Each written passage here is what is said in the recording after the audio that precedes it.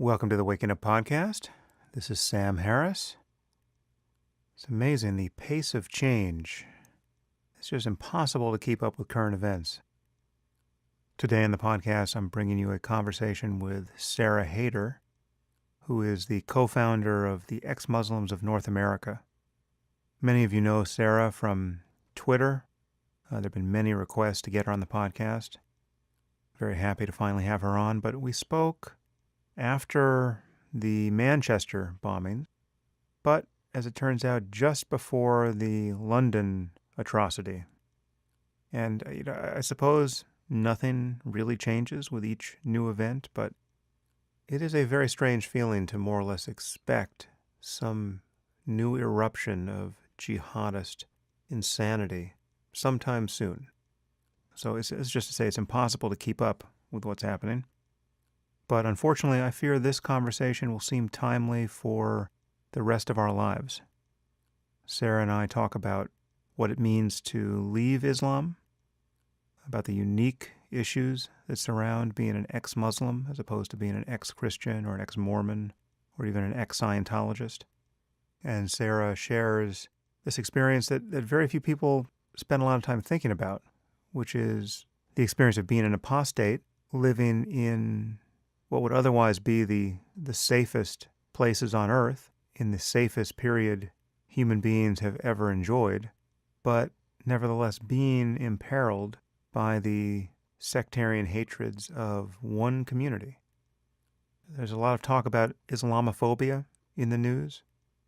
There's very little talk about the danger and difficulty of being an ex-Muslim in the West. That's why Sarah's organization and her voice are so important. So, without further delay, I bring you Sarah Haider. Enjoy.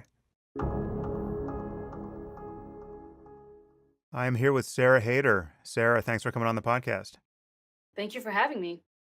I have been a fan of yours for, it has to be at least a year, 2 years. When did you give that talk at the secular conference? It was at the American Humanist Association. It was in 2015. I've started to realize that when I estimate the amount of time that has passed, I always should double it. So I said a year and then I went to 2 years because I knew I had to be wrong. This is what happens when you age. That talk was fantastic. And was that the first talk like that you had given, or had you been sort of on the circuit for a while and I just hadn't noticed? I spoke here and there about my organization, Ex-Muslims of North America, and just apostasy issues. That was the first time, however, that I was really talking about the issues with liberals and Islam and how it kind of coincides in this very strange way. Obviously, many people love that talk, and you have many fans among my listeners on this podcast, and many have requested that you get on. So I'm very happy to have you here. Speak for a moment about your background and just how you came to be one of the founders of Ex-Muslims of North America. Sure. So I grew up in what I would consider to be a pretty liberal Muslim family. I didn't know at the time that my upbringing was so liberal relative to other Muslims. I only found out as I began to meet other ex-Muslims about what their reality was to know how good I had it. But I grew up in a relatively liberal Muslim family, which means that they allowed me to move away for college. They allowed me to sort of be a little bit more independent than Muslims generally are. Where were you? Where were you growing up? I grew up in Texas. I was born in Pakistan, and I moved here. I think I was 7 or 8 when we immigrated to the United States. I remember the process of coming here. I remember the shock of coming to this country. I actually remember the first time I saw a woman in public whose legs were exposed. It was a flight attendant when we stopped in Europe on our way to America, and I remember the shock. I remember feeling not really understanding what I was looking at, and not really understanding that this was going to be a norm in America. Interesting. So you came from Pakistan when you said 8? Yes. And why did your family leave? Was there any, because it sounds like you had a family that was more liberal than most. Was that at all part of the reason why they left, or was it just a job change, or what was it? Well, I think we would be called economic migrants, and I think it was just this general desire for for a better life. However, my father does tell me that he specifically wanted a better life for his daughters. He had two daughters at the time, and he wanted us to have more opportunities, and he knew he would get that here. So when did you realize that you were a bit of an outlier in terms of your family environment with respect to religion? I started well, I think most atheists would say this, and that's how I do identify as an atheist. That we were always sort of questioning. There were always sort of problems with religion, and I had them from an early age. But I there was always ways for me to justify religious traditions that I may have found problematic. Until I got to be a little bit older, I was in my mid-teens when I really started looking at the religion in a really critical way. I started actually reading for myself the Quran and finding that there were problematic verses and things that didn't really make a lot of sense to me. And the more that I looked into it, the less that it made sense. And I actually encountered quite a few militant atheists, and this is why, even to this day, I don't think that militant atheism is such a horrible thing because it does push people like me to look into their faith, if only for the reasons that that we want to defend it. And that is what happened to me. That I knew some atheists, and they were, giving me some questions, some probing questions, and I wanted to be able to defend my faith. So that was one of the reasons that I looked into it with such urgency, because I wanted to be able to defend it, and I found that there really wasn't much there for me to defend. And so, I left the faith. Were these ex-Muslims or were these Westerners? These were Westerners. These were these were people who came from a Christian background and then left their faith, and then started uh, pointing out the problems within Islam to me. And of course I was offended. So this is, something that people talk about a lot, that Muslims are offended when you talk about their faith in a critical way, and that's to be expected. And I was offended. I remember being offended. But that offense, it doesn't really mean anything. And in the in the longer arc of what we're talking about, which is truth. And of course people will be offended if you talk about something that they hold so dear. But it did push me to look into religion. Well, the offense is really a symptom of not having an argument. I don't get offended if someone claims that my deeply cherished mathematical beliefs or historical beliefs are false because either they have an argument or they don't, and just offense never enters into it. The fact that we're in the territory where someone only has their offense to wield shows that there's a problem intellectually. That's probably a part of it. At that time, when I was first being confronted with the problematic verse of the Quran, I didn't know it was possible. That seems ridiculous, and as I'm saying it, it sounds ridiculous. But I remember at that time not knowing. You just didn't know what was in the Quran at that point when you first had these conversations. Right. I didn't know exactly what was in it, and I didn't know that it was even possible to look at it in anything, but as this extremely virtuous text. I didn't know that there was an interpretation like that out there. So when I first encountered it, it was quite shocking to me. So do you actually ascribe your becoming an atheist to these conversations? Can you point to the conversation that was a tipping point, or is the process more amorphous than that? It was death by a thousand cuts. This was definitely the encounter of pushback by what I would consider militant atheists was a part of it, and this is why I defend militant atheism at today, because I know that it had something to do with why I left. But it wasn't the only reason. There were 100 different reasons that the religion was making less and less sense for me, and I was starting to figure that out on my own. And pushback from people that were non-Muslims did, did influence me into looking at it in a deeper way, with more urgency than I would have otherwise. But I was finding that there were a lot of problems on my own. There were, historical problems. There were contradictions within the Quran itself. So there were a variety of issues with the faith.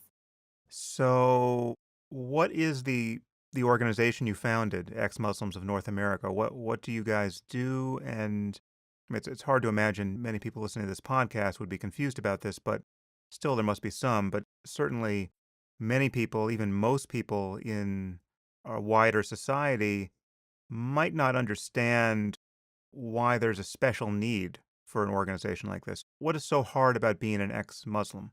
I think, well, like you said, it's not really well understood the extent to which there is Muslim conservatism and the way that Muslim communities in the West practice their faith and practice their traditions. Um, I know that at the time that I was sort of starting on getting involved in this sort of activism, that I thought that my experience with Islam was normal. I thought that I was a representative of a moderate Muslim.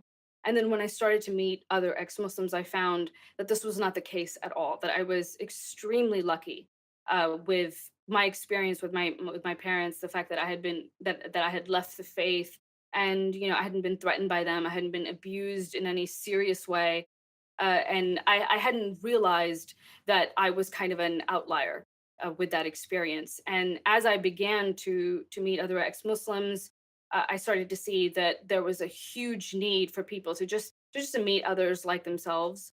And for me, it was kind of a curiosity, just wanting to meet other ex-Muslims. But I knew that for others, that was not the case. So myself and Muhammad Sayed, we were holding meetups for ex-Muslims very covertly. There was a lot of security protocols involved.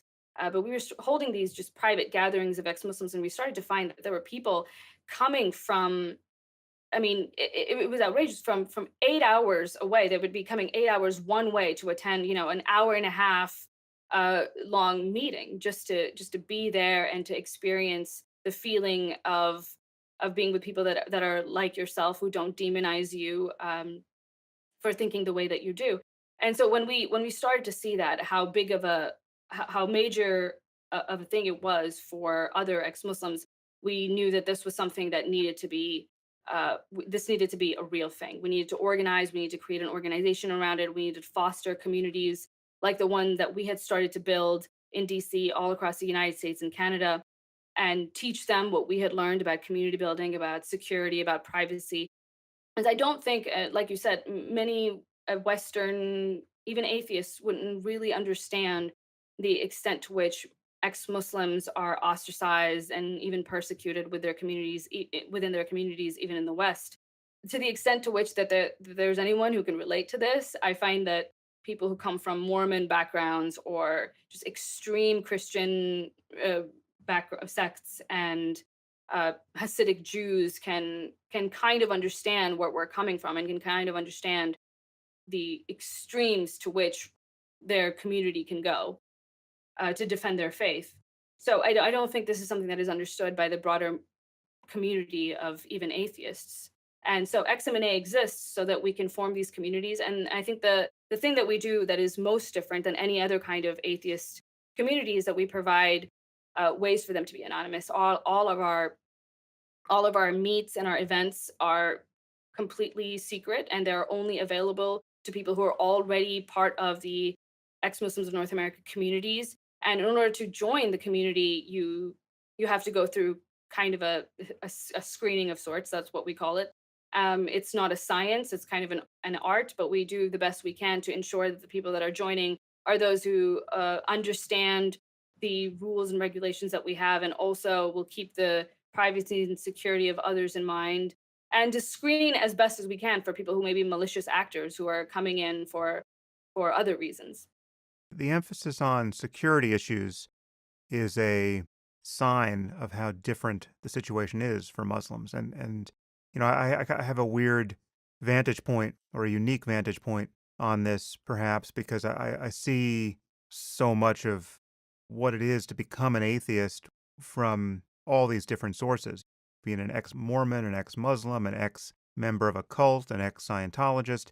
I see the exits. And what is unique about Islam is this implicit or very often explicit threat of violence. And so the security concerns that you're describing strike me as fairly unique Right. to Islam. And that's just still, again, it amazes me that this is an issue that people are unaware of or that obscurantists can successfully cover over when this gets debated in public, but it is a controversial point about which it seems to me there can be really no debate at this point. The laws around apostasy, the fact that leaving the faith is considered worthy of death, certainly if you speak against it, you can find that in the Old Testament too. You're not tending to see Jews or Christians, however extreme, even reference that edict.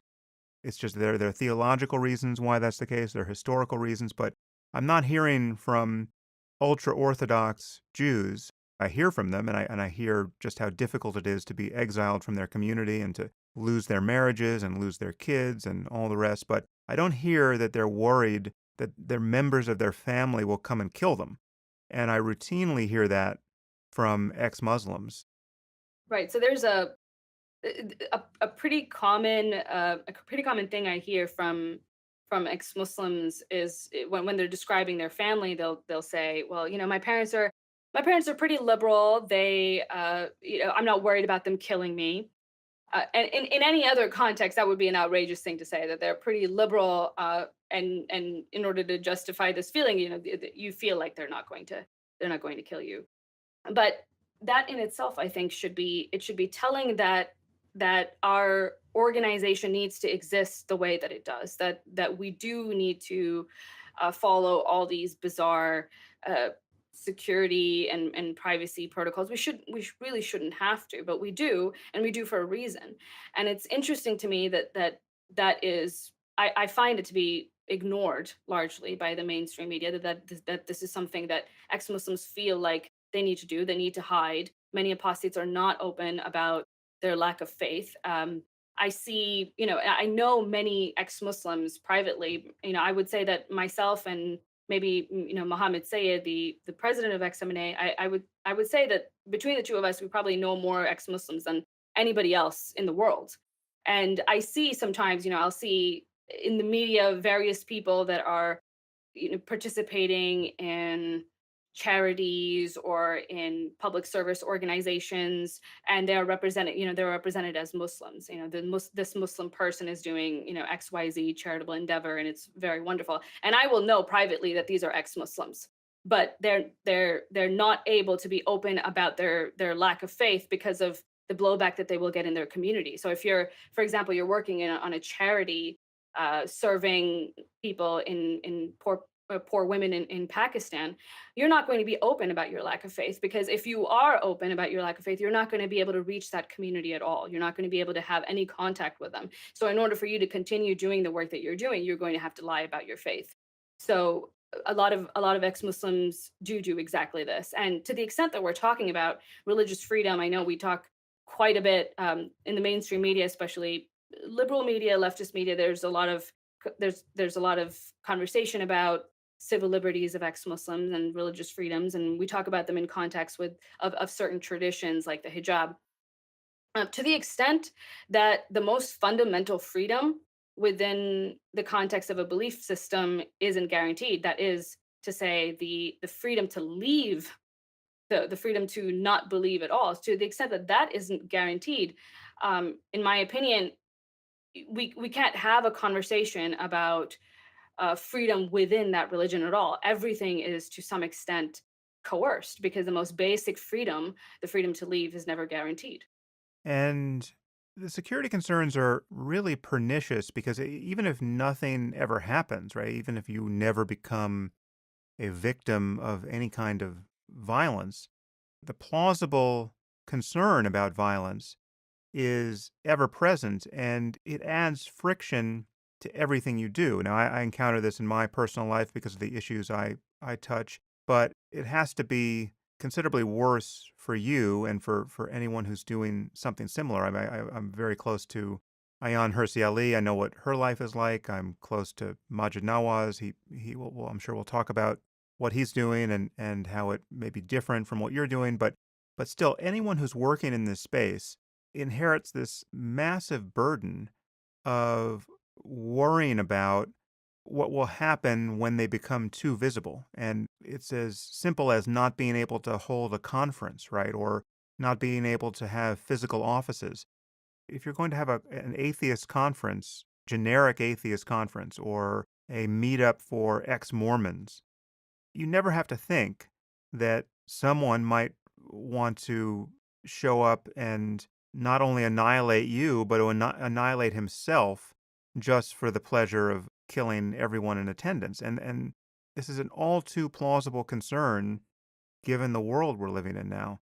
Is there anything more to say about how you handle the security issue that could be useful for ex-Muslims who may want to join your organization to hear, to put their mind at ease about how you handle this? Or is there any more to say about what it's like to be trying to get a movement off the ground under the burden of these kinds of unique concerns? What I can say generally is that I don't think it's clear from the outside of the day-to-day struggle that this presents with us running an ex-Muslim organization. For example, we get nervous when we do simple things like go to the printer or go to the bank, and we have reason to be nervous.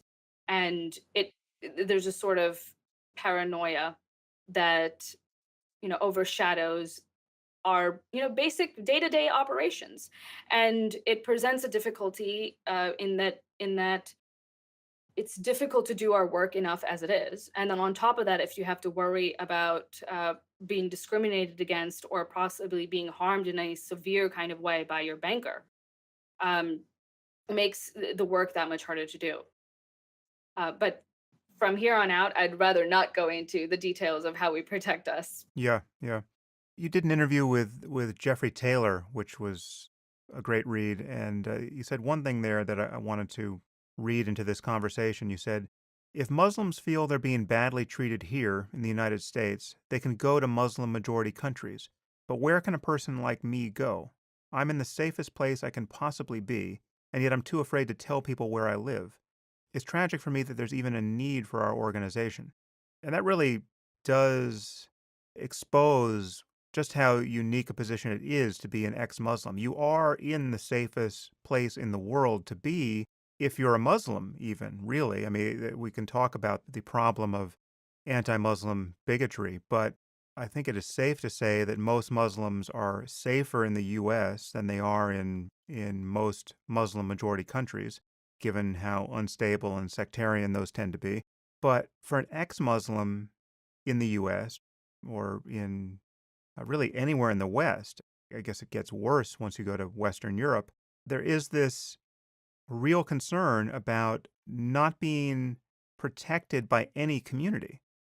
Right. And just to mirror your language, it's true that I believe it's true that most Muslims are safer in the West than they would be in a Muslim country.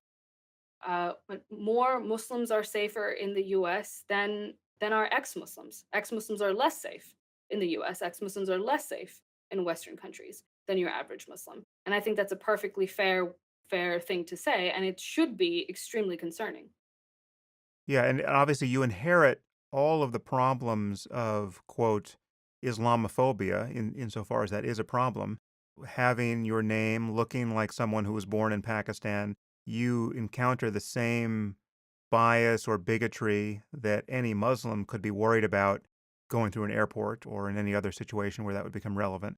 And yet you have this added concern, which I would argue is a far more pressing one, which is you have some percentage of the Muslim community that thinks what you're doing warrants a violent response. And you never know how big that percentage is or how much you're on their radar. And it bears repeating this is unique to Islam. As badly behaved as Scientologists are when you take a good swing at that hornet's nest, they don't come and kill you. They can make your life miserable. They can sue you. They can show up at your office with a crazed look in their eyes and video cameras pointed at you 18 hours a day. These are bizarre people who are in an especially bizarre cult, but they don't commit murders and they don't commit suicidal acts of terrorism. And so this is, again, anyone who wants to defend Islam against the unique scrutiny that it merits at this moment has to deal with this fact that, as I said before, you have a play like the Book of Mormon that becomes a Broadway hit, and the Mormons take out an advertisement in playbill in reprisal, right? Their reaction is really adorable. There's not the slightest concern that Trey Parker and Matt Stone will spend the rest of their lives being hunted by religious maniacs. And yet, no one can even imagine staging such a play about Islam at this moment. And the reasons for that are patently obvious and yet everywhere denied by people who complain about, quote, Islamophobia. Right. I mean, I think if Islam could get to where Mormonism is today, that we would be in a much better place. And I think that in itself should be telling of how bad things really are. And it's shocking to me that still we've been talking about this for a long time. You've been talking about this for a long time. Ayan Hirsi Ali has been talking about this for a long time. That we finally need to be honest about what's going on. And I don't see much progress in that direction. Let's talk about the progress or lack thereof. So one sign of painful lack of progress of late for me has been the way that Linda Sarsour has been championed by liberals and feminists as some kind of icon of women's rights when she, to my eye, is just a straight up theocrat and bully. How are liberals and feminists getting confused about this? Well, I think the hijab is a good way to illustrate the extent to which liberals are confused about this issue because as you pointed out it's ridiculous to see uh the poster, the I think Shepard Fairey poster of a woman in a hijab as part of the women's march. And I understand why people on the left, why progressives have this tendency. I understand what they are trying to do, which is to stand for the freedom of religion for Muslims. And this is a laudable endeavor. This is something that I support. This is a tendency that I really love about the left. I like that they instinctively want to protect the little guy. Having said that, not everything done in the name of good intentions is necessarily good, and not everything done in the name of good intentions will help the people that you want to help. And in many cases, it might harm the very principles or the very people that that you want to help. And I think this is especially the hijab in context of women's rights is a case where we can see this in a very clear way. Um, and so I supported the women's march. I supported, generally speaking. Women's rights are really close to my heart, and it's really important to me that feminism is something that becomes universal, that becomes global. So I support, generally speaking, these kinds of initiatives. But I was really disheartened to see that Linda Sarsour was included, and that the hijab was suddenly it's become this totem. It's become this symbol of religious freedom, and it's pretty perverse. Um, it's pretty perverse given the context of what the hijab actually is, and given the religious justification for the hijab, which is distinctly anti-freedom. It's very coercive. It's coercive in large parts of the world. It's coercive in Western communities today. And yes, Muslim women should have the right to wear the hijab. Yes, they should have the freedom to follow their religion as they see fit. But we shouldn't herald as some sort of symbol for women's rights as a whole, because that's not what it is. And the symbolism behind the hijab matters, and that's what's shocking to me is that yes, we'll talk about the fact that Muslim women choose to wear it, and they should have a choice to wear it, and they should have a choice to be as religious as they want to be. But what does it mean to wear a hijab? why do Muslim women feel that they need to wear a hijab? You'll hear, I think it was Dahlia Mogahed that was on the Daily Show a couple of years, maybe just a year back. I'm not sure exactly when, but she was talking about the hijab and she referred to it as a means to, privatize her sexuality, which is a very interesting way of putting it. Particularly because, as I'm listening to it, I remember thinking, oh wow, that's clever. It's a clever way to phrase the hijab privatizing my sexuality, because that's something that she's phrased it in a way where it would be easy to accept by people who are from progressive circles, by educated people. She phrased it in a way that it would just, they would just swallow it whole and accept it. And I think they want to accept it. However, we need to go back to what the religious justification for it is, and what it implies. Even if we want to use her phrasing, let's look at it as a way of privatizing your sexuality.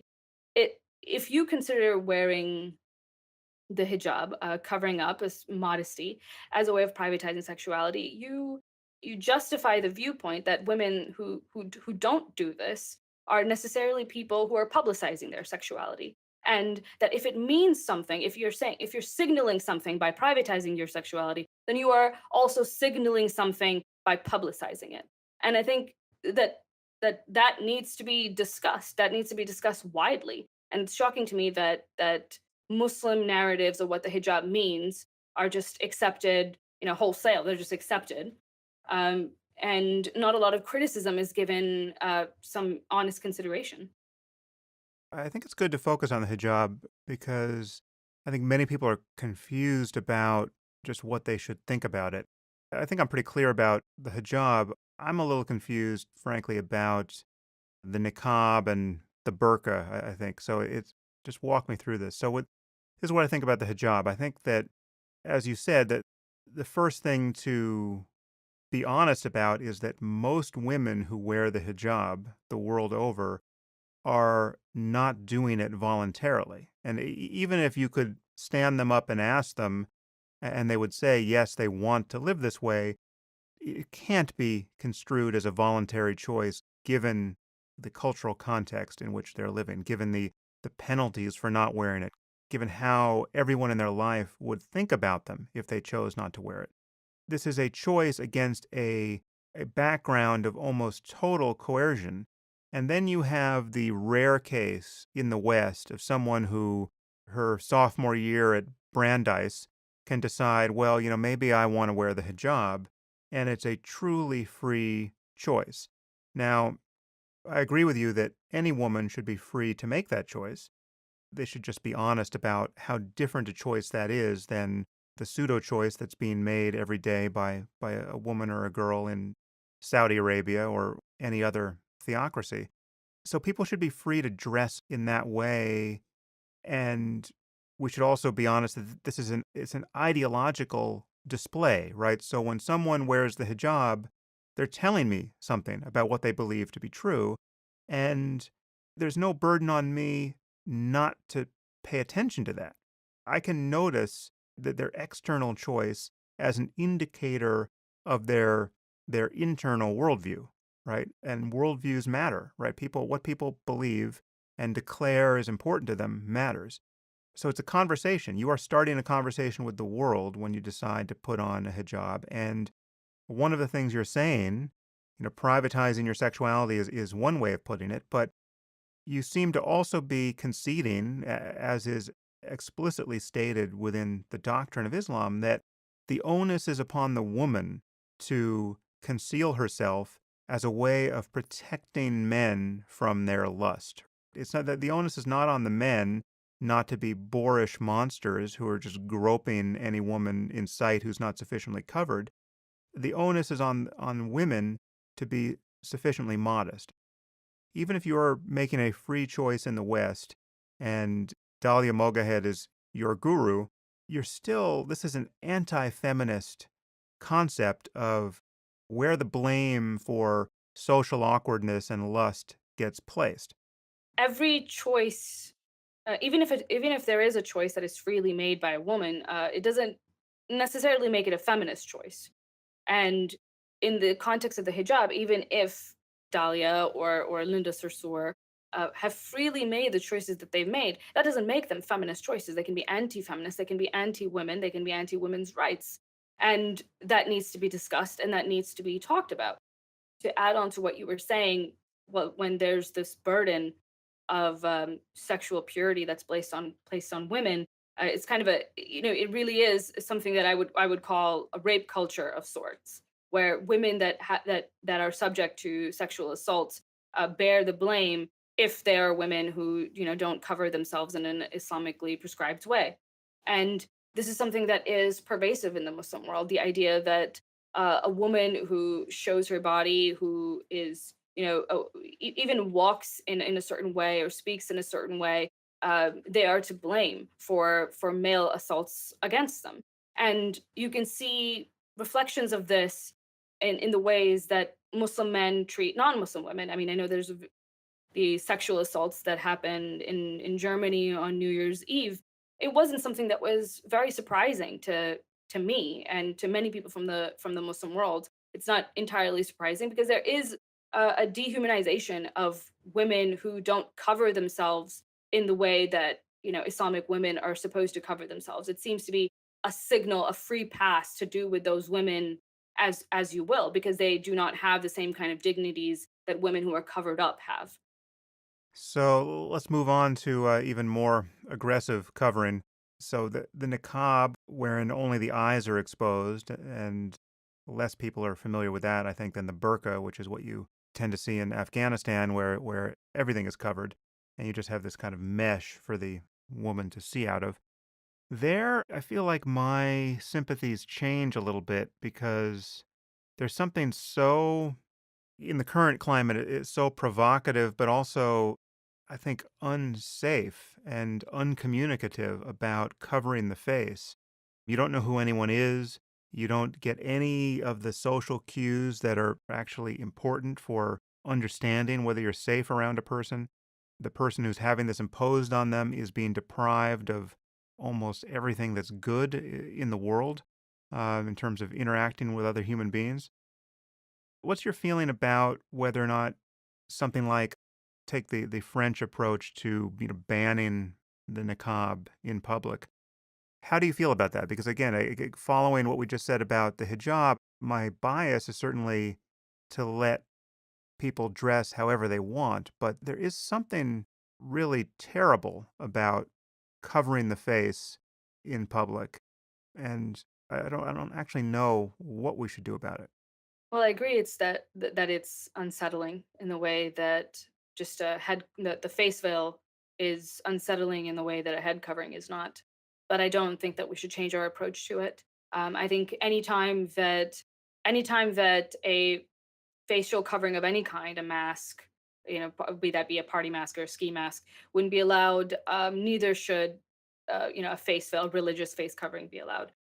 But aside from that, yes, it is disturbing. Yes, it is. Yes, it does speak to this distance that Muslim women are sometimes, sometimes forced to to have with the world around them. But that doesn't mean that taking an action like banning it would be helpful. In my opinion, it isn't. I think what we do need to grapple with is that many Muslim women buy into the ideology that is given to them. Many don't, but many do. That's why you have Linda Sarsours. That's why you have Dahlia Mogaheads. Is that there are women who buy it, and they actually believe that they are being empowered by Islamic traditions. And so there are women who willingly put it on or think that they're willingly putting it on and they feel empowered by it because they are fed a certain kind of worldview. And forcing them to take it off would not win us any favors from those women. And if anything, it might, it might turn them into people that would want to wear the hijab, that would want to wear religious garb as a political protest. And increasingly, I see the hijab and just various kinds of religious garb as a form of political protest. And I don't think we should encourage it being turned into something like that because it becomes more powerful in that way. And the harms that the religion itself perpetuates because of the hijab gets brushed to the side. That's interesting because I think the rationale for the French policy, or at least the one rationale that makes sense to me, is that if you ban these things in public, what you're doing is you're creating a space where all the people who are being coerced into wearing these religious symbols are free because of the protection of the state not to wear them. They're no longer obliged to do what their family insists that they do because it's illegal to do it. And so you've created this context in which girls and women can be free in a way that they wouldn't be if you just let everyone decide what they should wear. But it sounds like you think that on balance, you'll actually just alienate more people than you will liberate by doing that. So to follow up on what you said, which was that perhaps it would free the women that are truly coerced. Let's say a certain percentage of women are coerced to wear certain kind of religious garb in public. In the context of, for example, what the French were doing, I spoke out against I don't know the burkini, I think it was called, the Islamic swimwear that some French towns were trying to ban, and I spoke out against that ban. That seemed like good sun shielding practices from my point of view. This is the other thing you brought up, is that there are other ways to cover your face that we can't make illegal. So if you're going to make Halloween masks and ski masks illegal because they're so similar to niqabs, if you have someone who's super sun sensitive who essentially is showing up in the equivalent of a burkini, you can't suddenly make that illegal. So it's a very weird thing to try to legislate. Right, and you don't necessarily protect the women who are being coerced into wearing these things. For in the context of a burkini, so there are certain Muslim women who, let's assume, are coerced into wearing religious gear, and because they're able to wear a burkini, they have a little bit of freedom. They're allowed to go to the beach and they're allowed to experience, feel the sand on their feet and feel the water and get to participate in this public activity in a way that they probably would not be able to participate in if the burkini was banned. So, in the context of the most coerced women, I don't know if we're necessarily going to protect them because I don't know if the reaction of the most extreme religious families would be to say, well, if the state has banned a burkini, that means that you're allowed to wear a bikini to or shorts or whatever it is to the beach. I fear that the reaction might be more often than that to say, well, you're not allowed to go to the beach, and maybe we're taking you back home. It's a difficult one, and I don't know if legislation is too blunt a tool for this, but I can imagine, for instance, if I'm sitting on an airplane and somebody gets on with a ski mask or a Halloween mask and refuses to take it off, or I see someone passing through security at the airport with a ski mask or Halloween mask on, I would expect that person to be stopped and to not be able to fly unless they took it off. And then you could imagine that there's an obvious exception if they have a reason, if they have some medical reason why they have to wear a mask, or they have a burn on their face, or I mean, this is something that explains it. Well, then fine. But I think there are many public spaces where someone is in charge of legislating certain norms, even if there are not laws against these things. And yes, it's like you can't show up to a restaurant, without wearing pants, right? Probably there is some kind of law against it, but it's at the discretion of anyone who has control of a public space to deny access to people who are violating certain norms. And I think we just have to be honest about what it means to be wearing a niqab or a burqa at this moment in human history in the West, in an airport. You are advertising a worldview which is the worldview we care about from the point of view of being people who want to prevent suicide bombings on airplanes, to take the narrow case. So obviously you're going to draw more scrutiny. Obviously we can't see what's underneath this covering unless we put you in an X-ray scanner rather than a metal detector. It poses a security concern both physically and ideologically. I mean, you've announced your worldview in a way that you otherwise wouldn't if you weren't wearing this thing. It is analogous to, if we had problems with a cult of neo-Nazis that was killing people or threatening to kill people in virtually every city on Earth, it wouldn't matter if someone showed up at the airport with swastikas tattooed on his face or, proudly wearing, symbols of the SS on his jacket. I mean, this person is saying, pay attention to me. I'm a security problem, or at least a potential one. It never strikes me as trivial that someone is wearing a niqab, or that in particular, the man who is chaperoning her is the sort of man who wants his wife or sister to wear a niqab. Right, but I don't know if it's I think we can make certain I think you're right to say that we can assume certain things. But I don't know if we can assume them universally. In the context specifically of a woman in a niqab, we can't assume that she's being coerced. We can't assume that she's not being coerced. We can't. We don't actually know what her where her true beliefs lie because of the specific context of this religion. And I don't know if it's helpful to make those assumptions. I agree, you can't. But the balance has to swing one way or the other. And I think the French assumption that you'll be helping people. I mean, so I guess, the beach is an interesting case because I can easily see it going the way you fear that these are women who just will not be let out of the house, given that there's no option for them to be fully covered at the beach. But when you think of something like a school, right, or a place of employment, it just feels like a ban on covering the face in those contexts. Again, it's like whether this is the law or whether it's just every place of business is free to have their own policy, I don't know, but it's just I can't imagine hiring someone for some kind of public-facing job where they insist on their right to wear a niqab, right? Like a bank teller, you're a bank teller and you're wearing a niqab, or you're a nurse in a hospital, but you're going to wear a niqab as you visit patients. I think you have to be free not to hire those people who insist that they wear a niqab in those contexts. Well, I think in the to the extent that it gets in the way of your job duties, and you can make an argument that it would do that in the context of a nurse.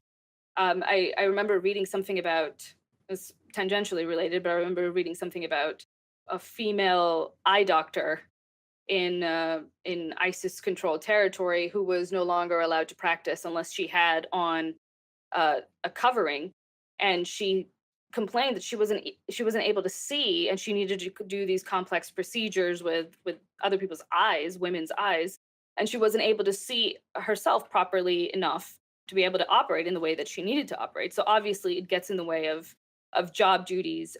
Even you can make the argument. I think that there are certain social obligations, sort of social aspects of a job that require someone to show their face, but it's different that because they're different jobs would require that, and some jobs would require that and some jobs would not.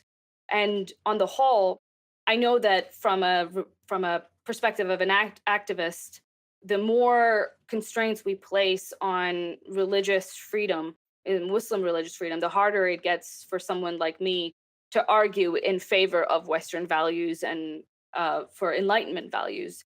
It's difficult for me to say that, in the West they allow freedom. In the West, women can dress as according to their conscience, whatever it may be, when there are clear examples of all these ways in which that is not at all the case. So while I don't want religions to be accommodated in any special way, I also wouldn't want them to be persecuted in any particular way. Yeah, well, again, I'm just sort of thinking out loud, but I want to push on this intuition a little bit more because, if I'm hiring, let's take a job where it really doesn't matter. I'm hiring someone to be a remote assistant, right? I don't even have to see this person, right? This person's just going to be working for me, doing online tasks, and I don't have to see her, and she doesn't have to see anyone else on my behalf, but I have to interact with another human mind. And, it seems to me that I'm under no burden to hire a neo-Nazi for that job, right? And when someone says, well, listen, I really want to work for you, but I happen to be a neo-Nazi and I think that it would be a good thing if we just rounded up all the Jews and blacks and killed them, that's disqualifying. It's an idea that is disqualifying. But this person could argue, Well, this actually doesn't prevent them from performing their duties perfectly. I mean, this is a job where I just need digital papers shuffled. They don't have to write articles for me and tell the world what I believe. So, would I be discriminating against a neo Nazi by not wanting to have anything to do with them in my life? Yeah, I would be, but I don't see a problem with that. I feel the same way about a sufficiently doctrinaire view of any religion, really, but especially Islam, given the connection to certain norms around violence. What percentage of people who are wearing a niqab or whose husbands want them to think that, infidels are fit only for the fires of hell and that apostates should be killed? I'm willing to bet it's a very high percentage. Maybe not everyone, but it's damn high. We're now in the territory of being able to really know what people think based on how they're dressing. And so I feel like, again, technically it would be illegal to not hire someone based on their religion, I guess. But it just seems like I feel like we need to be clear across the board. And again, it's hard to know how this gets realized in the public sphere, but I think we just need to be clear that certain ideas are so anathema to civil society that calling them religious and putting them under the rubric of religious freedom doesn't take the stink off of them. And it certainly doesn't remove the danger of having any significant number of people subscribe to these ideas. My instinct would be to say that even if I knew that someone has horrible views, so long as it doesn't get in way into their jobs, I don't see the great need to not. I mean, of course, I wouldn't want to necessarily work with that person, but I think the norm in society should not be to place any values on people's private beliefs, whatever they may be. And the reason I say this is because I don't know exactly where people would draw the line. I don't know. There are, for example, ex-Muslims who started to be. I know ex-Muslims who started to be a little bit more open about their lack of faith and started to speak out and have videos and start to do talks and later went back into the closet. And the reason that they did go back into the closet is because their employer found their views distasteful and they found them badly reflecting on the company. And of course, this is a norm in America, but in my opinion, it shouldn't be because people like him, as well as, I mean, neo Nazis aren't the only people who will be affected by this. It will be up to the employers as to what they consider distasteful or even what they consider controversial. And you will have private citizens who in their private time are participating however they are in whatever activism or ideology that they wish, who are then going to be coerced into being more silent. Well, I guess this is just a place where our intuitions part company here. I think I have a more libertarian intuition about how we resolve these issues going forward. I mean, I certainly acknowledge that there is a time in the life of any society where you need to make it illegal to discriminate against people for various things. But I think there's a further point, and I certainly hope we've reached it, where if you're discriminating against the wrong people, you will just pay the price for that, right? So if you're a organization that won't hire any atheists, well then there will be a cost to that. You'll be reliably selecting against some of the most intelligent, well-educated people in our society. People will, if it becomes public knowledge that you do this, well then people will begin treating your business a certain way. People can boycott you. People can write nasty articles about you. I feel like at a certain point, laws against discrimination become too coarse a filter. And what we really want is to know what people think, and we want to know how they want to live. And when Chick fil A tells the world that they want gay marriage to be illegal, well, then the world can decide how it wants to respond. Now, unfortunately, and this cuts against what I just said, we live in a society where it seems that most people decided to line up and buy more of their sandwiches because they supported this principled theocratic stand. But I feel like on many of these questions, we have gotten over the hump. And if you are going to discriminate against gays or Jews or atheists or African Americans, or if that is the way you want to live, and I'm speaking now of, North America, there'll be a lot of pain meted out to you, which is best meted out by social attitudes running against you. But again, I think we're sort of in coin toss territory about whether our society is ready for that. It's a difficult problem because I just think I mean, I can't imagine being forced to hire someone who was a true Wahhabi style believer. How could that conceivably work? Oh, and I agree. I agree that they are coarse. The discrimination laws and the categories of protected classes we have, they are coarse, and in there are certain aspects in which there's certain ways in which they don't work at all. And I'm again just going to throw ex-Muslims as an example. What if ex-Muslims of North America chooses not to hire Muslims, not just Wahhabi Muslim, but any Muslim, anybody who even identifies with the label Muslim, but we choose not to hire them. Um, I think that there are some people that would say that this is a form of discrimination because the law is coarse, but that doesn't mean I think that my intuition still says that it is necessary, because you can have a minority that is so small, is so small and so ignored that the broader social the social means we have of correcting such a problem are not going to be enough. And again, ex-Muslims can also be an example for this side of the debate as well, where our discrimination isn't something that is visible to the vast majority of Americans, and many people have a political interest in covering up the particular persecution that we face. And I remember the gay cake thing that was just on the news media. It was on it was on every channel that I paid attention to, and it was because this was a big issue that there was a small, I think it was a mom and pop company that didn't want to make a gay cake because they disagreed with their religious prescriptions. But there are Muslims who will do the same to us, and there are far more of them than there are of us, and there's not many places that we can go. And to the extent that you have extremely small minorities who don't have much power, much of a voice on social media or any of these platforms to make their case known, they're going to get trampled. This is brings me to another issue, which is really of a piece with the view I was just advocating a moment ago. How can we deal with the confusion about Islam and the obscurantism about it by Muslim apologists?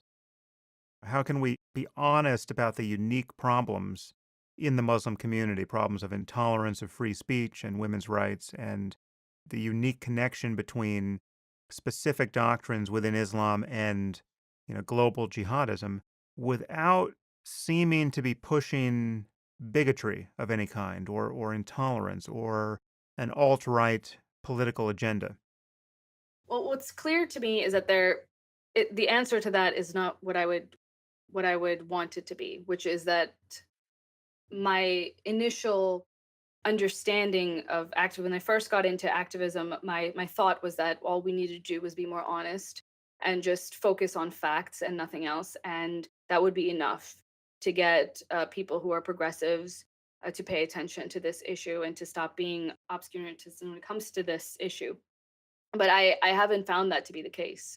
The way that I approach it now is I talk about the harms of not being honest about the issue, about how much what we stand to lose when we conflate Islam and Muslims. And to the extent that I think that there are people on the left and they're progressives who are motivated by a desire to protect Muslims, they should be aware of what it is exactly that they're risking, of the harms on the other side that are likely to come about if we are not honest about this issue.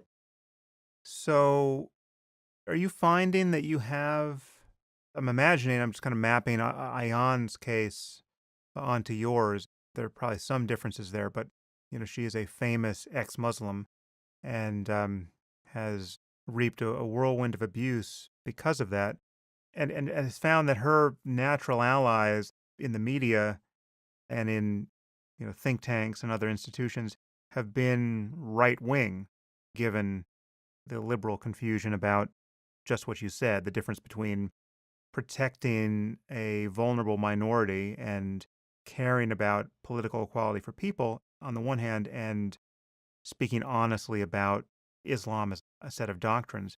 Are you finding that you have allies on the right disproportionately, or have you just at this point discovered that because you're an explicitly atheist group, they're not even allies?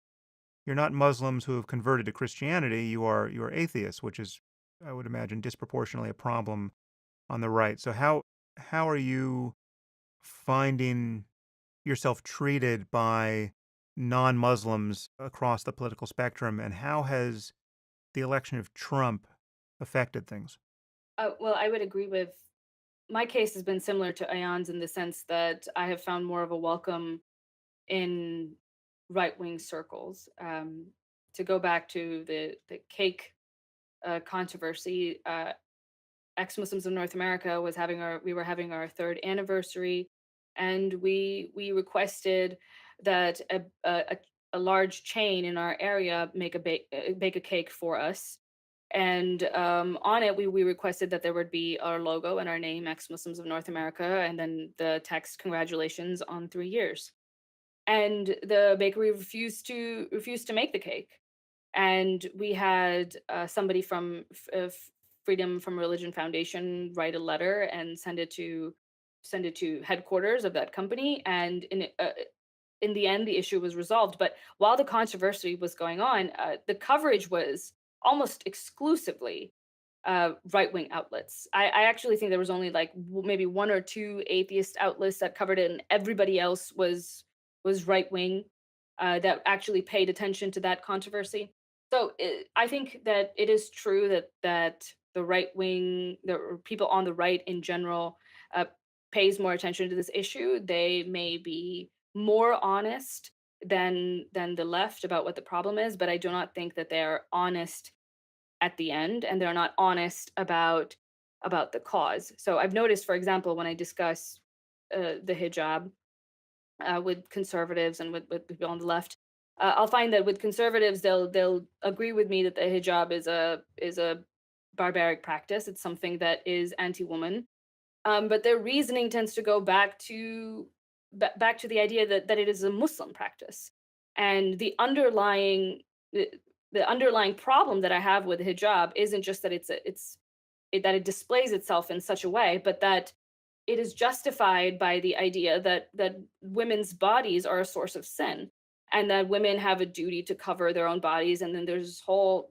doctrine of modesty and of sexual purity. But there are many on the right, particularly on the religious right, that agree with some of those underlying principles, and they may not be as intense about it as Muslims are, but they agree with that underlying principle because they do have. I mean, it's an Abrahamic faith, so they share some of those tendencies. And so, to the extent that I think that they're being honest that there is a particular issue with Islam that the Western civilization faces. But when we go down to the core of why there is an issue of why Islam poses a threat, I don't know if people on the right, particularly people who are on the religious right, will be honest about the issue. So, how do you view this concept of Islamophobia? How do you deal with the word when it comes up? And again, how has Trump changed anything, if his ascendancy has at all? Trump, I think, has made things difficult in a way that I find hard to articulate. I was afraid that he would win. I thought that he had a chance right from the beginning. I've been noticing, some of the trends that you spoke of around the time when he was elected, that I thought many in the left were ignoring, and I predicted that he wouldn't be somebody who's good for this conversation. And I think that my prediction has been true. I haven't seen him make any motions that are moving us forward in this conversation other than to call it for what it is. But honesty, if we're going to have it, this is just partial honesty, and it's only step one. And just because somebody's able to name it doesn't mean that they're able to go anywhere else with it. And I think Donald Trump has shown the many ways that he isn't able to go anywhere with it. I mean, he went to Saudi Arabia just last week, I think, and I don't recall him saying anything about the human rights abuses No, no, he didn't.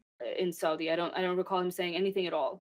And I wouldn't have expected him to. I didn't, this to me it seems like there's too many people like him who are all too happy to use Islam and the threat of Islam as a cudgel against their left-wing opponents.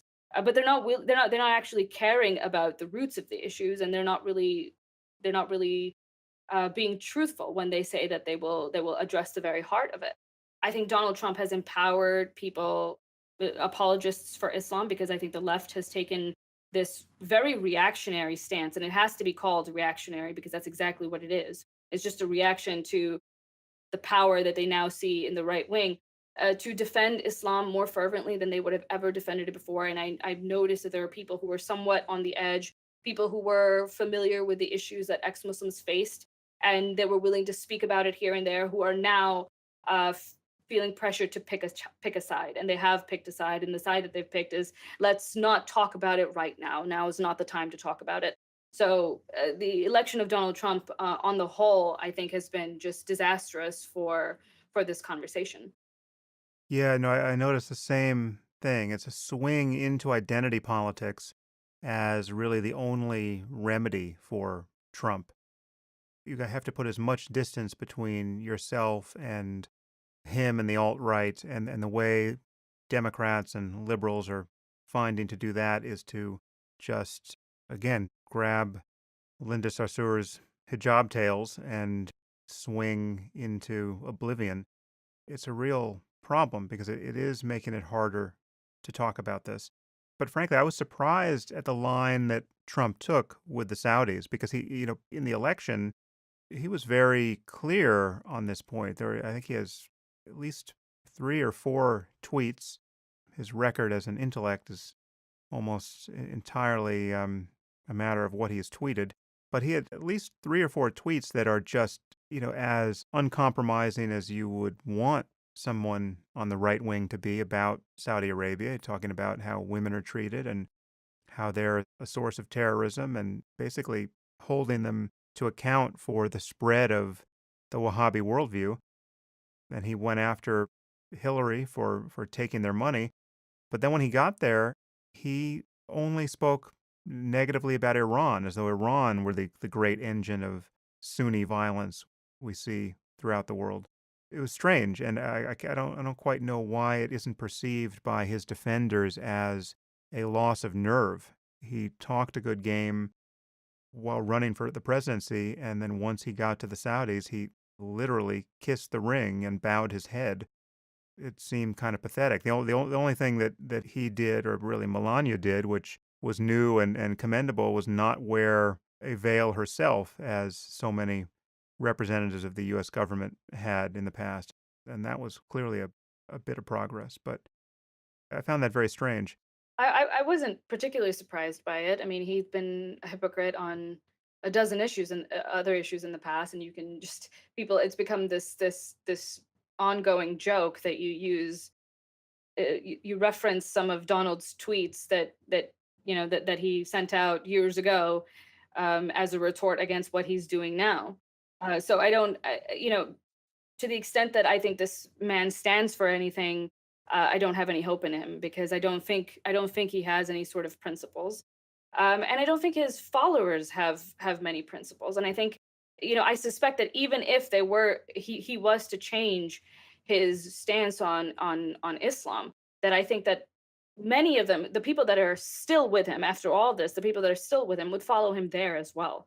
And I think that's something that's very frightening to me, where I see this happening on both sides of the debate, but particularly on the right, where there doesn't seem to be any kind of there's no sense of what it means to be a conservative, what conservative principles are anymore. It's just this ego, and you follow him wherever he goes. And I'm seeing that the two parties use the issue of Islam just as a political tool, just as a volley that they pass back and forth in order to score points against one another, and both of them move further and further away from anything remotely resembling principles on this area.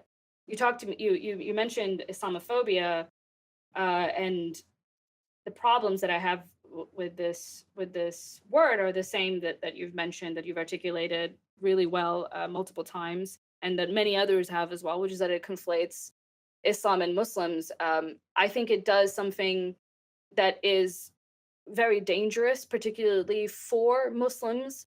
That As we are becoming more aware of the specific problems in Islam, of the Islamic doctrine, and as terrorists and extremists around the world claim the banner of Islam and claim that they're speaking on behalf of all Muslims and this is what Islam truly is, so long as there's a conflation between Islam and Muslims, Muslims here are going to be, I think, in further trouble, in further danger of anti-Muslim bigotry if people are not able to distinguish between them and their faith.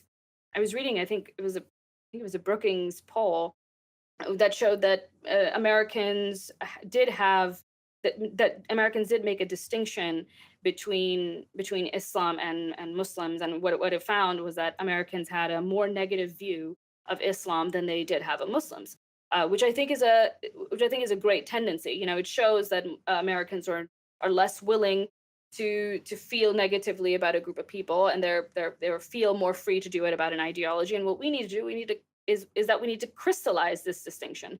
We need to separate them as much as possible. And the reason is to protect Muslims from facing any kind of backlash that is taken in the name of their faith by others. Well, I completely agree with that, obviously.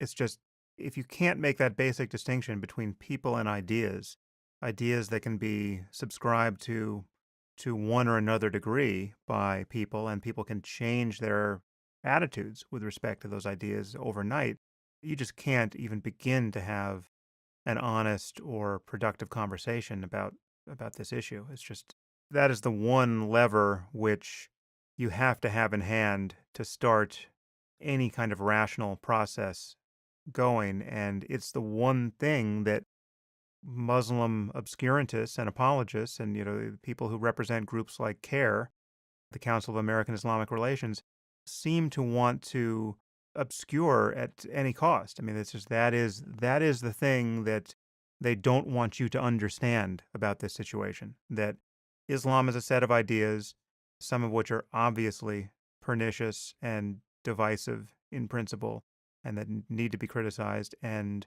Muslims are just people, and they're not people necessarily who have any particular ethnic background, given that you can easily convert to or away from this set of doctrines. It's true that most people from certain Middle Eastern countries are Muslim, but the usual approach to identity politics doesn't really fit here, and it's people seem to be using identity politics in a very cynical way to advance what can only be called the interests of a kind of stealth theocracy. Well, I think that what you mentioned, this conflation, this very cynical conflation, is in many ways it's dehumanizing to Muslims. You know, it paints them, as you said, as an inherently religious people, and like as if it's a feature in the way race is a feature, skin color or any kind of physical attribute, and it's not something that you're born into believing. It's something you're taught to believe. It's something that becomes a part of your life, but it is, you are able to shed it, and ex-Muslims are proof that this is something that is possible even in the most extreme circumstances. Yeah. Yeah. So let's talk about one extreme circumstance, which is becoming increasingly expected, even in the West. Let's talk about the recent Manchester bombing. We now have this pervasive threat of terrorism, and this is the latest instance. Now, in the aftermath of something like this, we hear the predictable things. We hear that the bomber was just evil, right? And the implication being that evil people will do evil things anyway. They don't need religion to do that. Or we will hear that they're insane, which is often assumed in this context. And again, that takes the onus off of Islam entirely. And then we have people saying things like, this person no more represented Islam then Anders Breivik represented Christianity, say. What do you do with that? I think this falls in line with a broader problem with the way that we in the West look at Islam, which is that I think Western Christians and just Western religions as a whole have sort of moved away from the ideological foundations of their faith, and there are many people who are born into those understandings, and they cannot put themselves in the shoes of somebody who is a true believer. So to the extent that it represents that terrorists are evil people, I think this is something that makes conversation so difficult, because I know for a fact that conservative Muslims and religious Muslims truly believe that what they're doing is good for the world, is good for their children. I mean, there's this idea that if a Muslim, if a Muslim father forces his daughter to cover up, beats her if he finds that she is dating somebody, secretly. There's this idea that he is a bad father, that he is a bad man. But from a religious context, he isn't. Not necessarily.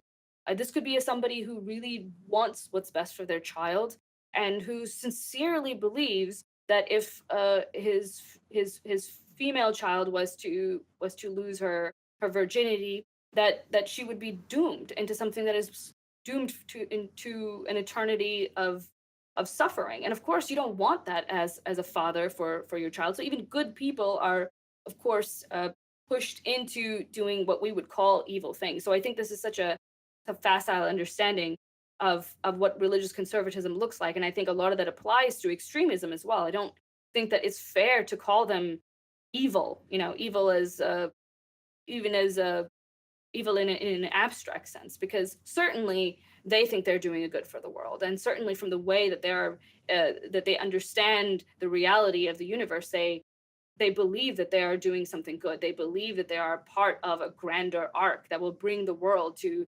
an image closer to what God desires.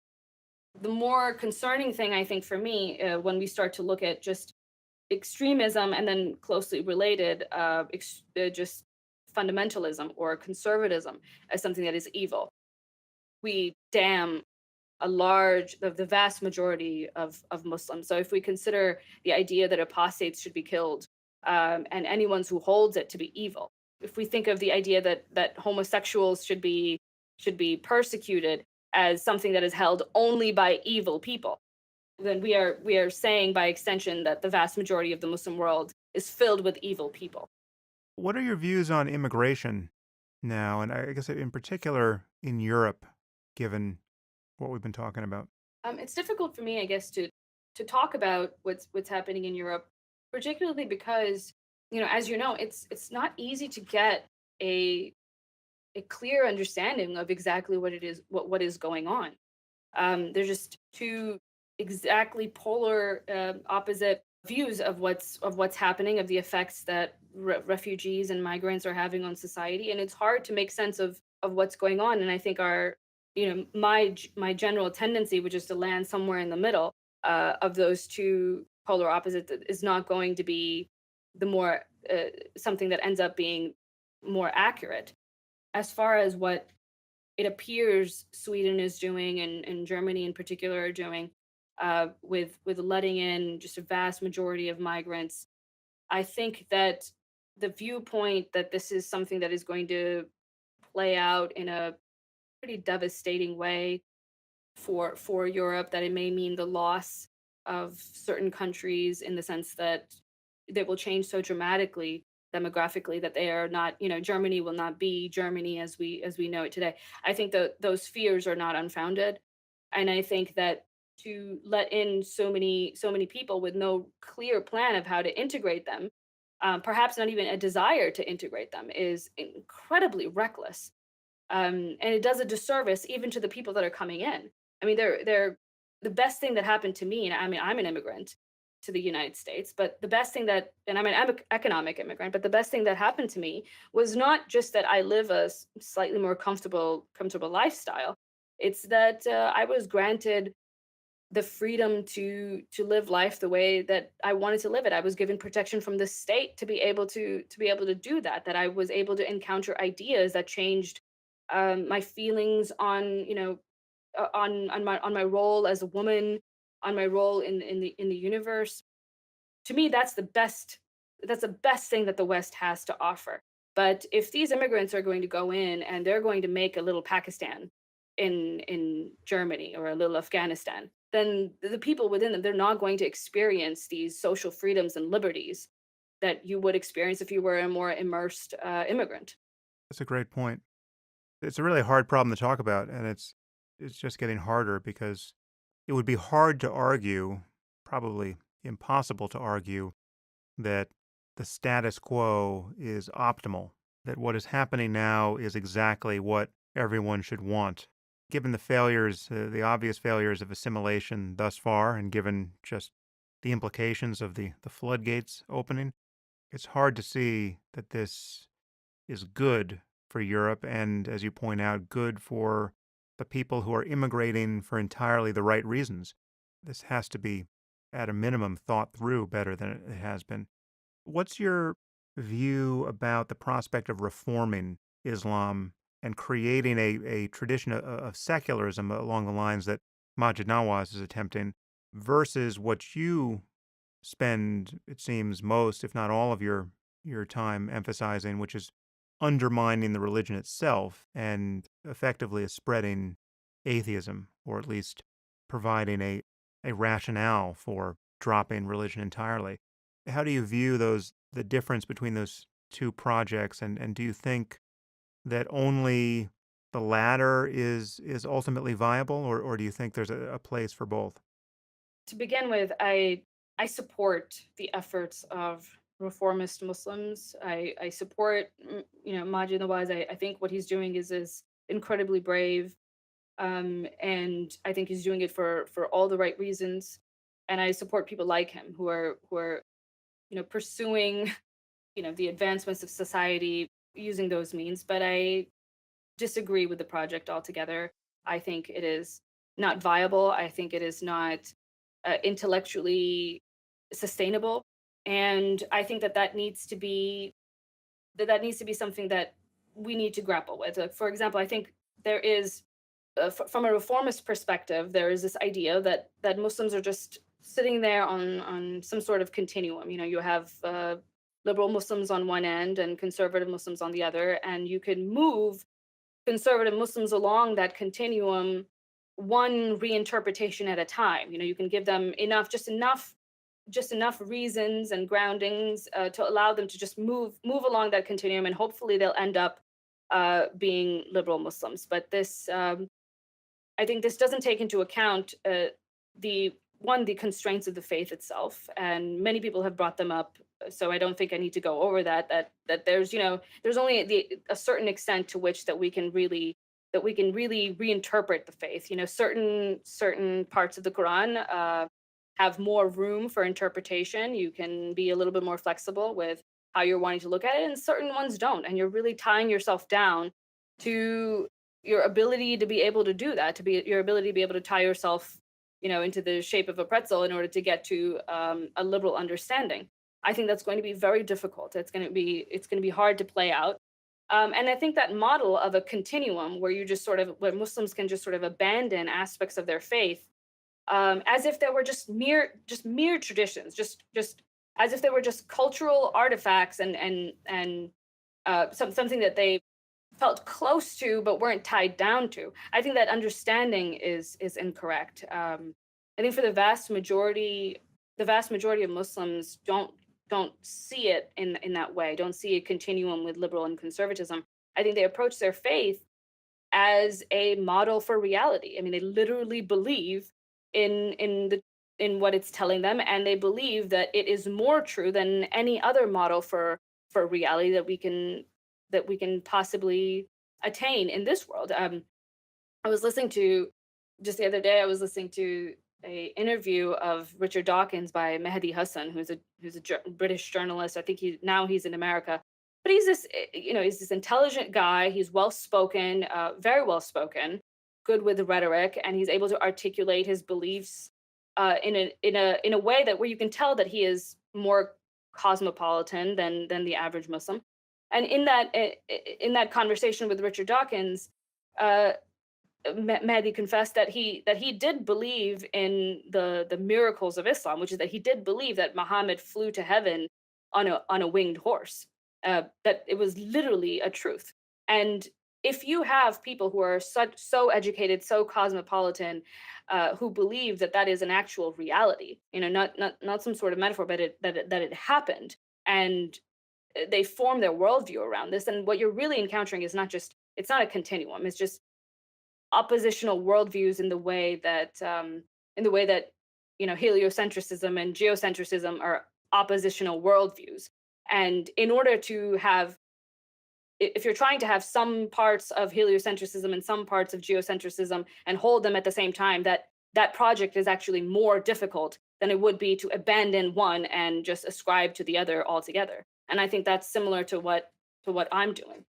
Well, having been around the block with Majid a few times, I think I know what he would say here, so I'm going to give my best version of Majid without the accent and without the fine clothes and see what you do with it. So I think he would make 2 points here. He would say that, one, you seem to be ignoring what has happened for the other great monotheisms, Christianity and Judaism, the way in which believers have, for the most part, in a way that has been unacknowledged, or at least need not be spelled out to their embarrassment, they have relaxed their hold on the more insidious, divisive, irrational doctrines and just kept the quote good parts. And so there you have Christians who take their Christianity very seriously, apparently, but don't waste a lot of time, or really any time, thinking about hell or thinking about the physics of resurrecting the dead or anything else that doesn't repay a lot of attention for a rational person in the year 2017. So why couldn't that also happen with respect to Islam?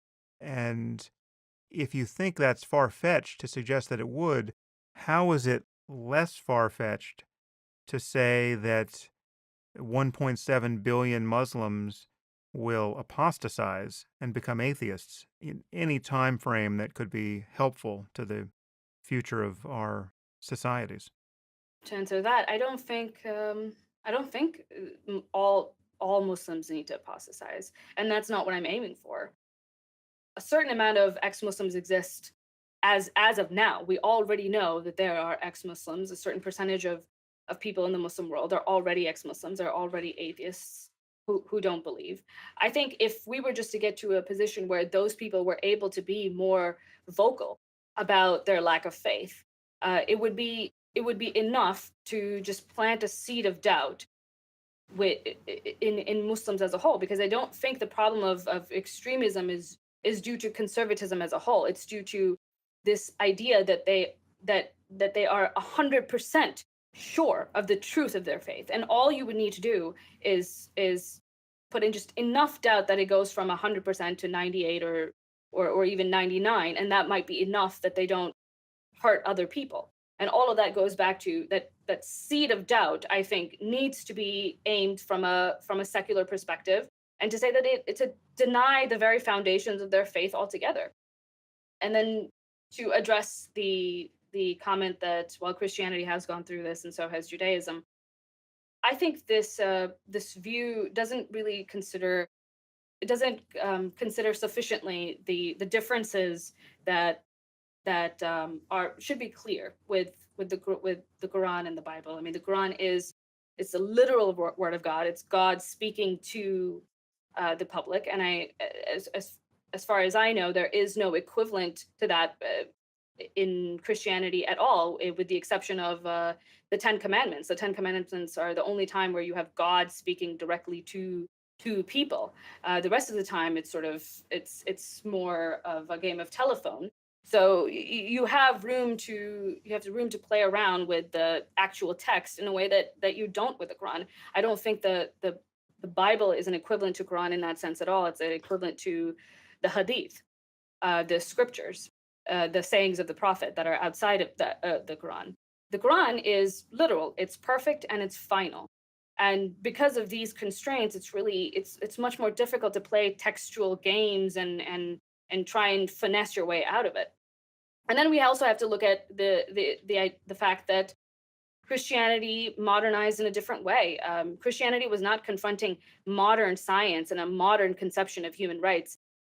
Our ideas of where human rights should be, of where civil liberties should be, developed uh, bit by bit. And Christianity and Judaism had a chance to move along bit by bit so that their followers were never completely aware of the extent to which that they were abandoning their religion, because in their view, in their lifetimes, they weren't abandoning it so far. But when we can look at it from uh, the view of hundreds of years, and we can see how far that they've walked away from their religion. But any individual Christian wasn't aware of how far that they were going when they were making one little concession here, one concession there. Islam, on the other hand, is a medieval faith, and it's confronting modern day understandings of science, modern day understandings of civil liberties and human rights. And you can't. I think it's much more difficult to imagine that you're going to bridge that gulf and you're going to do it in one big leap rather than shatter the idea of the faith altogether.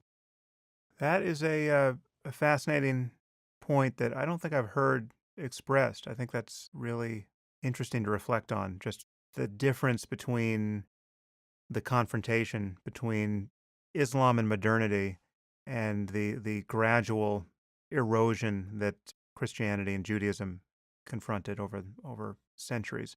It does have much more of a zero sum implication to it, and I think it inspires the kind of backlash that we see, which is people swinging further into their identities because to give up anything is to give up everything. I do take all those points about the unique status of the Quran and the specific doctrines around that. There is much less room to bend and many more occasions to break in Islam than in Christianity and Judaism, and that's certainly not helping matters at this point. Finally, Sarah, I just have one more question, and it's a personal one. Have I ever said anything about Islam or any of these related issues that you strongly disagree with? I suspect you're fairly familiar with what I've said and written on this topic. Is there any place where you think I've gone astray or aligned myself with a view that you find objectionable? I mean, where have I disappointed you, if ever? Oh, that's a tough question. At the top of my head,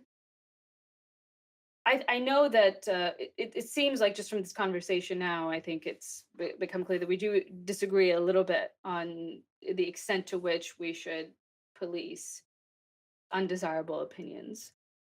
But outside of that, I can't think of anything that I specifically disagree with. Generally speaking, I have a more civil libertarian view on how we should confront this faith, which is to say that it really needs to be argument central and centric, and we need to ensure that we grant and guarantee Muslims their civil liberties as much as we can, because I think that's absolutely fundamental to this conversation moving forward. Um, I want Muslims to feel safe in America. I want them to feel that they have a right to their opinion, and that will not affect their status in this country. That will not harm their rights in any way, because I think that moves the conversation forward. There was a Australian imam, I think Hibs Tahrir imam, that who was talking about it was in the headlines. I think it was just Daily Mail possibly, and he was speaking about how apostates should be killed, and there were people that were saying that this is hate speech, and we need to look into this person, and we need to investigate them, and we need to deport them, and and I understand that tendency, but I am happy that he is speaking out about what he actually believes, because I know that these beliefs exist anyway. I know that they're undercover, they're hidden from view, and many Muslims, some Muslims will share them with other Muslims. Extremist groups will hide and they will talk and it will spread these views, and they will do it effectively because they're not out in the open, and they have, secularists and atheists and even progressive Muslims don't have access to that conversation, so that we can't intercede, and worse, because it doesn't exist out in the open, someone like me can't point to it and say, look, this is reality. There are many Muslims who think that apostates should be killed. I have a harder time advocating for the protection of ex-Muslims. I have a harder time convincing fellow liberals that this is how bad it actually is in Islam, unless these ideas are voiced, in a public forum. And one of the ways that Muslims will feel free to do that is if they know that even if they have despicable views, their civil liberties are guaranteed. Yeah, well, I certainly don't disagree with that as stated. It just comes down to what we mean by policing, bad opinions. I mean, for me, it really is largely, if not entirely, a matter of shining light on them. But you do have these corner cases where you have people being forced to support people and even the livelihoods of people who want them killed, right? So you have an imam. I guess this doesn't happen in the U.S. in quite the same way. Mosques are tax exempt. That's a kind of support, but in places like the UK, you've got people on the dole, right? People who've moved to the UK and have whatever immigration status they have, but they're being supported by government funds, and they're preaching, the death to infidels from the pulpit and spreading those views. It doesn't seem crazy for the British to rethink that arrangement. I mean, I don't think it's crazy, and I don't even think that it's bigoted necessarily. It makes I sympathize with Europeans who are concerned about the welfare of their children, and who don't quite understand what it is that they're facing. And when you don't understand it, you're going to fall in line with anybody who's able to give you a solution at all. So I sympathize with that view, and I think that the ways in which that people who are concerned about this and want to address this issue are demonized is extremely unhelpful. Having said that, even though it is an understandable view, this is one of those uncomfortable things that we just have to get used to, and we just have to accept if we're going to be part of a free society. There shouldn't be accommodations made for Islam, and there are in many ways, I think. But there also shouldn't be any sort of special persecution of any kind.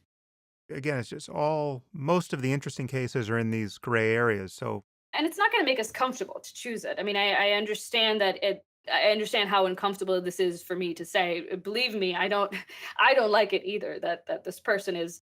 There are. I know that there are imams even in the United States who hold extremist views. They may be sharing extremist views, and they may be supported by my tax payments to the government. And that's that it makes me uncomfortable, but it is a price that I pay for living in a free society. And I think that, yes, it seems like this is a way we can tackle an issue, but I think that it's the wrong way to go.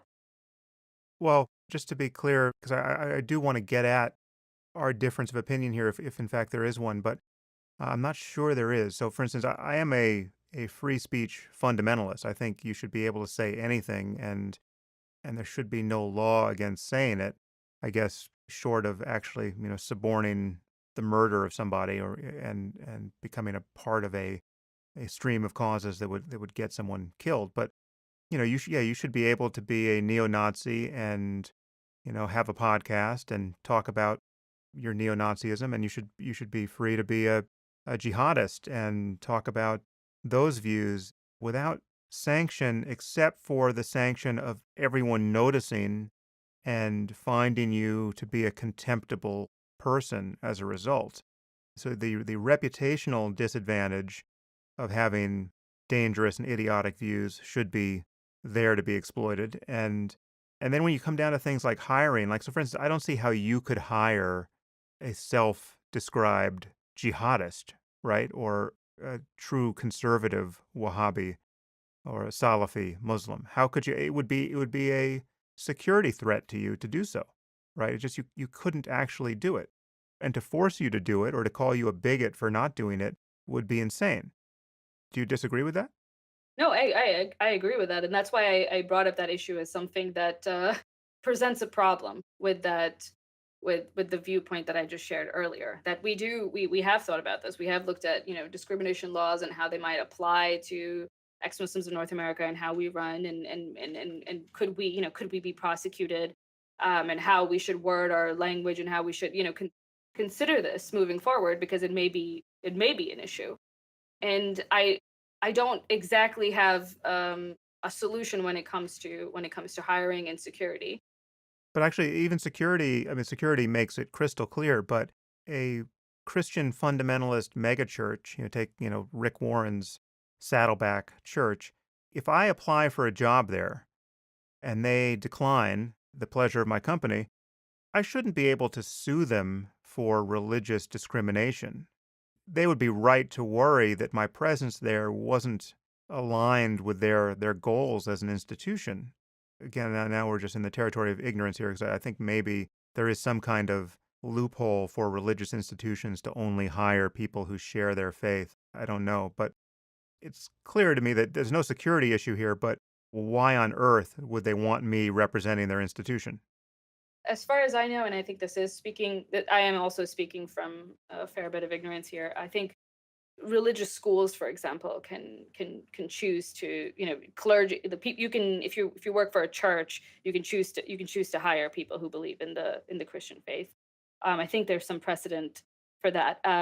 What might be clarifying in this for this particular example is if the people that you're hiring believe in something that directly contradicts with the mission of your organization. And some organizations are mission based, and some organizations are not mission based.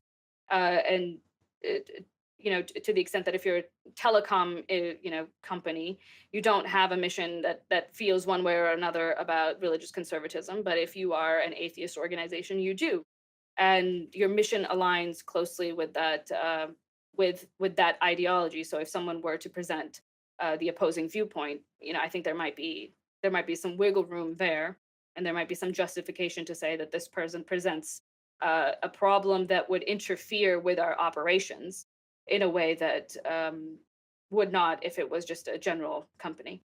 Yeah, well, these cases are, I think, going to become more and more relevant going forward because it's just, this issue isn't going away, and clearly we have not found a way to talk about it that is satisfyingly rational and productive and leading to political outcomes that most of us want. It's the Wild West out there, and you speak three intelligible sentences on this topic, and you're either called a racist or some other distracting thing happens. So it's really a pleasure to have you as a resource, Sarah, to talk about these things because, as is now perfectly clear to our listeners, you have a very unique job and you need much more help than you've gotten thus far to do it. And so I would just encourage everyone who's listening to support your organization and follow you on Twitter and pay attention to what you're doing going forward. To close out here, please give whatever relevant details you want for how to find you online. What is the website and the Twitter handle? Right. So our website, the ex-Muslims of North America website, is www.exm as in mangoes, n as in Nancy, a as in apple.org. And my Twitter handle is at Sarah the Hater. And I would encourage everyone to follow us on social media. We are planning on launching a student tour that we're really excited about. We really want ex-Muslims to be represented in this conversation. We have skin in the game, and we deserve, I think some consideration. So we're going to be doing that very soon, and I encourage people to sign up so that they can hear about when we go and where we're going to be going and when.